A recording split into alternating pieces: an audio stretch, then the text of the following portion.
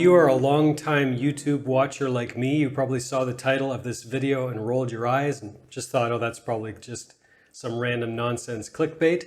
But I can assure you that the title of this video is not clickbait. Scientists/researchers have discovered the #1 key to human health and happiness. And in today's video, that's exactly what I'm going to talk about. My name is Zachary Stockill, and since 2013, I've been working with men and women from all over the world, helping them overcome jealousy and possessiveness in their relationships, and helping them overcome retroactive jealousy. If you'd like more information about my work, or you'd like to connect with me and work with me one-on-one, please visit my website at retroactivejealousy.com. Today I want to talk briefly about what's called the Harvard Study of Adult Development. This is, I believe, the longest running research study on human beings of all time. It was started back in, I think, the 1940s, very long time ago, at Harvard University. And basically a group of Harvard researchers, psychologists, started doing a yearly or sometimes a bi-yearly survey of the graduating class of sometime in the early 1940s. I'm not exactly sure when. They started surveying these men every single year about their lives, asking them very intricate questions about what they spend their time doing, who they're spending their time with, what they do for work, their income levels, all these things, their diet. They really go into great detail in terms of what makes these people tick over decades and decades and decades of time. And even though it started in the 1940s, this study is still going on today because some of these men are still alive. And what's more, many of the participants' children and even their grandchildren have started participating in this really unique and groundbreaking study on what makes a good life. So to be clear, this is the #1 longest running study on human happiness of all time by a mile. And the punchline to all of this is, the major discovery of the Harvard Study on Adult Development is quite simple. There is a #1 key to a great life. There is one factor above all others that is the greatest predictor of human health, happiness, and flourishing. And that is the quality of one's close, intimate relationships. We're not just talking about your intimate relationship in terms of your partner, your spouse, your boyfriend, girlfriend, husband, wife, nothing like that. The quality of all of the really close relationships in your life. So not only your intimate partner, but also your friends and your family. The more people report satisfaction in their relationships, the more people report having relationships in the first place, and the more people report having invested time and effort into maintaining those relationships, in general, the healthier those people were and the happier they were as well. We are a social species to the core. We are among the most social species on the planet. And even the most introverted among us, and I certainly consider myself an introvert, even the most introverted among us not only want close, intimate relationships, close friendships, an intimate partner, this kind of thing, we actually need it for our own human flourishing at a deep level. I'll post a link to the article in The Atlantic on this study that really caught my eye in the description of this video, so give it a read. But the punchline is pretty simple.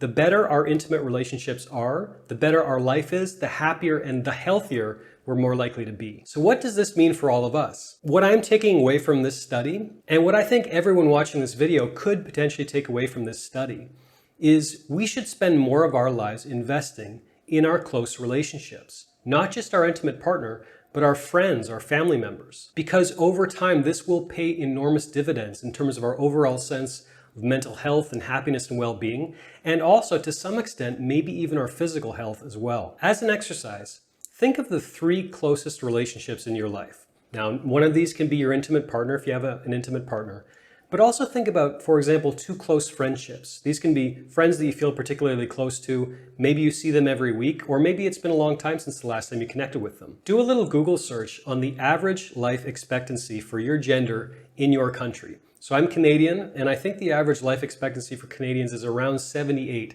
Canadian men last time I checked. So if I do a little arithmetic and I think about the average life expectancy of my friend, for example, if I have a friend who's older than me, and I think about the same for myself, if you do a little bit of simple math, you might realize that you might not be able to spend that much time with that person, over the coming years, unless you really prioritize it. Maybe you've fallen into a pattern where you're kind of letting those friendships slip away, or you're not investing the time in your intimate relationships that maybe you should be. So personally, I'm taking my list of 3 people who I really, feel very close to and I want to invest more in those relationships, and I'm taking active steps to make that more of a priority.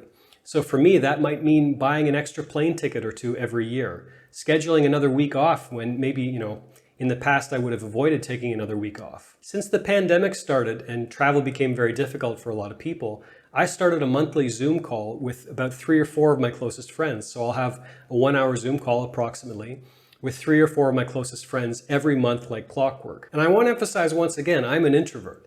I'm very happy to spend a week totally by myself, writing and reading and cooking for myself and just kind of staying in my little hole. I'm quite happy doing that. But I know, based on this study and based on a lot of other anecdotal evidence and beyond, that even though I'm an introvert, I know overall I feel better, I feel more energized, I feel more supportive, I feel more connected to my community when I'm taking active steps to invest in my intimate relationships, in my friendships, and of course in my romantic relationship as well. So do the same for yourself. Think about 3 relationships that you want to invest more in the years to come, and then crucially, make it a priority. Write down in detail exactly how and why you're going to prioritize these relationships in the coming years, the exact steps you're going to take to make them more of a priority. And I think it's fair to say that your overall human happiness and maybe even your health will benefit as a result. Thanks for watching this video. If you got anything out of this video today and you'd like to take a minute to let me know, please do. You can do that by leaving a like, clicking the like button below. You can also leave a comment beneath this video telling me what you think. While you're at it, please be sure you are subscribed to my channel to be notified of new videos moving forward. Thanks again for watching, and I'll talk to you soon.